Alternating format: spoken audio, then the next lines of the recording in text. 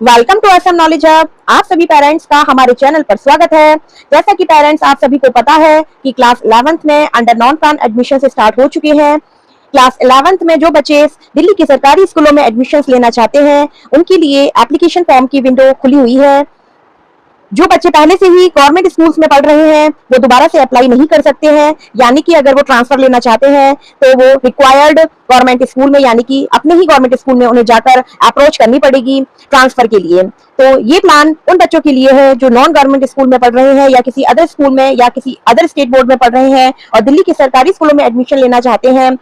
जो online registration की प्रक्रिया है वो 22 मई 2024 से स्टार्ट हो चुकी है और 7 जून यानी कि 7 जून 2024 शाम 5 बजे तक फॉर्म फिल किए जाएंगे। और जो रजिस्टर्ड कैंडिडेट की डिस्प्ले लिस्ट है वो 18 जून को डिस्प्ले हो जाएगी और डॉक्यूमेंट वेरिफिकेशन के लिए बच्चों को मैसेज मिल जाएगा। 19 जून से 29 जून तक एडमिशन की प्रक्रिया कंप्लीट हो जाएगी।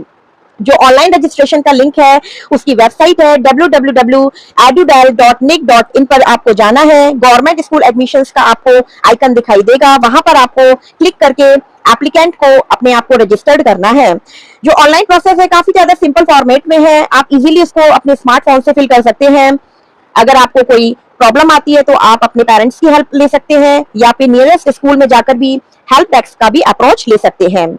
जो एकेडमिक क्राइटेरिया है नॉन प्लान एडमिशंस के लिए, क्लास 11th में बच्चे किसी भी स्ट्रीम में एडमिशंस ले सकते हैं। कुछ क्राइटेरिया इसमें दिया हुआ है। अगर बच्चे साइंस विद मैथ्स लेना चाहते हैं तो एग्री ग्रेड 55% आपको चाहिए। 10th में साइंस विदाउट मैथ्स तो 55%, commerce with maths 50%, commerce without maths 50%। और ह्यूमैनिटीज के लिए अगर आप विद इकोनॉमिक्स लेना चाहते हैं तो 45% आपको 10th में परसेंटेज होना चाहिए। विद मैथ्स लेना चाहते हैं तो 50%। ये कुछ सब्जेक्ट्स का क्राइटेरिया दे रखा है जो कि आप नोटिफिकेशन में अच्छे से रीड कर सकते हैं। और 5% का रिलैक्सेशन दिया हुआ है जो SC ST OBC Kashmiri migrant and those student having first second third position in national games, तो इन बच्चों के लिए 5% का रिलैक्सेशन दिया हुआ है। जो बच्चे स्पेशल एबिलिटी स्टूडेंट हैं उनको भी 5% का रिलैक्सेशन दिया हुआ है। जो बच्चे अपना 10th क्लास NIOS से कंप्लीट किए हुए हैं उनको 55% का क्राइटेरिया है। और ह्यूमैनिटीज में एडमिशन लेने के लिए 50% का क्राइटेरिया है 5 मेन सब्जेक्ट्स को ऐड करके।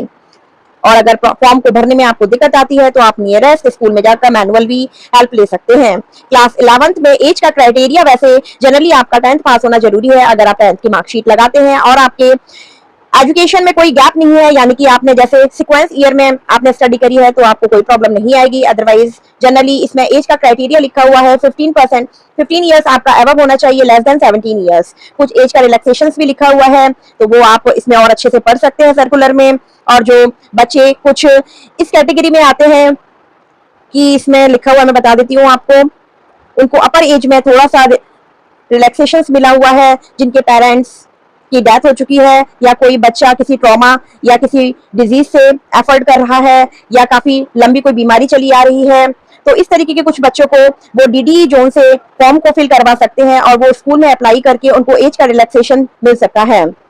और इस तरीके से इसमें जब आप ऑनलाइन एप्लीकेशन फॉर्म फिल करेंगे तो personal detail like father name, mother name, residential address, details of last school attended if any, ये सारा कुछ फिल करना होगा। आधार नंबर, बैंक डिटेल अगर है आपके पास में, date of birth of child, subject studied and marks obtained in the previous class 10th में आपने कैसे कैसे मार्क्स आपके आए थे किन किन सब्जेक्ट में वो आपको फिल करना होगा। बच्चा क्या स्ट्रीम चूज करना चाहता है वो आपको फिल करना होगा। आपको 10th की मार्कशीट भी अपलोड करनी पड़ेगी जो कि 300 KB से कम होनी चाहिए और PDF फॉर्म में होनी चाहिए। तो ये आपका ऑनलाइन एप्लीकेशन फॉर्म फिल करने का कुछ क्राइटेरिया लिखा हुआ है और आपका जो नियरेस्ट स्कूल आपको अलॉट होगा और जहां पर आपकी जो भी आपने सब्जेक्ट चूज किया है उसके अकॉर्डिंग ही आपको स्कूल मिलेगा। जो भी आपका सब्जेक्ट कॉम्बिनेशन बना है उसके अकॉर्डिंग जहां पर सीट्स अवेलेबल होंगी उसके अकॉर्डिंग ही आपको सीट्स अलॉट होगा। जब आप ऑनलाइन रजिस्ट्रेशन करेंगे तो सबसे पहले आपको लॉगिन आईडी और पासवर्ड जनरेट करने के लिए रजिस्ट्रेशन करना पड़ेगा। उसके बाद में आप आगे की प्रोसेस कंप्लीट करेंगे यानी कि सेकंड स्टेप करेंगे। तो इसमें लिखा हुआ है आपको फर्स्ट स्टेप और सेकंड स्टेप दोनों ही कंप्लीट करने हैं। अगर आप एक अधूरा छोड़ देते हैं तो आपका फॉर्म सबमिशन नहीं माना जाएगा। तो आपको प्रॉपर तरीके से फॉर्म को फिल करना है। अगर फॉर्म फिल करते समय आपसे कोई गलती हो गई है तो जो आपकी एंड डेट है उससे पहले पहले आप फॉर्म को डिलीट करके दोबारा से रजिस्टर कर सकते हैं। और जैसे ही आप फॉर्म फिल करेंगे आपके रजिस्टर्ड मोबाइल नंबर पर SMS भी आएगा कि आपका फॉर्म अच्छे से सबमिट हो गया है। तो वो आप मैसेज रख सकते हैं या फिर आपका जो आफ्टर रजिस्ट्रेशन आपको एक फॉर्म प्रिंट होके मिलेगा, उसका प्रिंट आउट आप रख सकते हैं। आप जो भी इंफॉर्मेशन फॉर्म में फिल करेंगे उसके लिए आप या आपके पेरेंट्स सोनली रिस्पॉन्सिबल होंगे। अगर कोई गलती हो जाती है तो आप उसको करेक्ट कर सकते हैं बिफोर द लास्ट डेट। एक ओटीपी का वेरिफिकेशन होगा, उसके बाद आप अपने फॉर्म को डिलीट करके दोबारा से री रजिस्टर कर सकते हैं।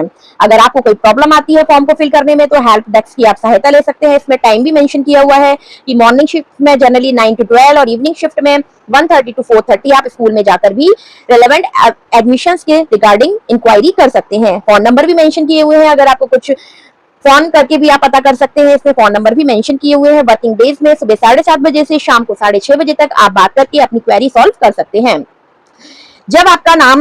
जब लिस्ट निकलेगी तो आप जो आपको रजिस्ट्रेशन नंबर मिला है आप उसे ऑनलाइन चेक कर सकते हैं और आपके रजिस्टर्ड मोबाइल नंबर पर भी एसएमएस आएगा कि आपका नाम सेलेक्ट हो गया है। अब आप एडमिशन स्कूल में लेने आ सकते हैं। और at the time of admission आपको कुछ डॉक्यूमेंट्स वेरिफिकेशन करवानी पड़ेगी, जैसे proof of date of birth, SLC आपको प्रोवाइड करवानी पड़ेगी, जो कि आप लास्ट स्कूल रिकॉग्नाइज्ड स्कूल जहां से आपने पास आउट किया है क्लास 10th का आपको सर्टिफिकेट देना पड़ेगा, मार्कशीट, 1 पासपोर्ट साइज फोटो और कोई भी रेजिडेंस प्रूफ में इसमें मेंशन किए हुए हैं ration card, electricity bill, voter ID, bank passbook, Aadhaar number, passport, like इस तरीके से रेजिडेंशियल एड्रेस आपको प्रोवाइड करने पड़ेंगे। अगर कोई बच्चा SC ST OBC का लगा रहा है सर्टिफिकेट तो वो सर्टिफिकेट देना पड़ेगा।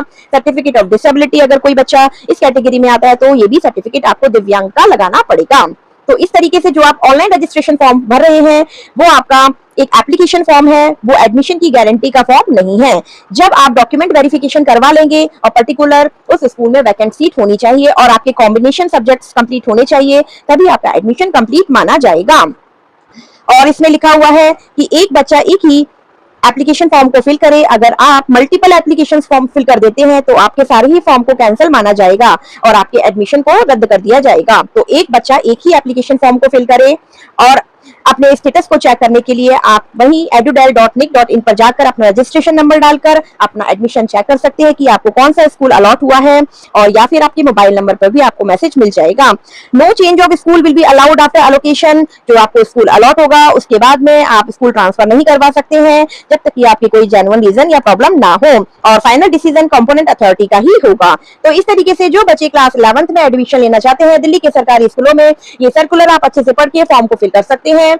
और फॉर्म भरने की लास्ट डेट है 18 जून 2024। तो बच्चों, इसी तरीके से एजुकेशन से जुड़ी नई नई जानकारी मैं आप सभी को लाती रहती हूँ। तो मेरे चैनल पर बने रहिए और चैनल को लाइक शेयर करना ना भूलें। धन्यवाद।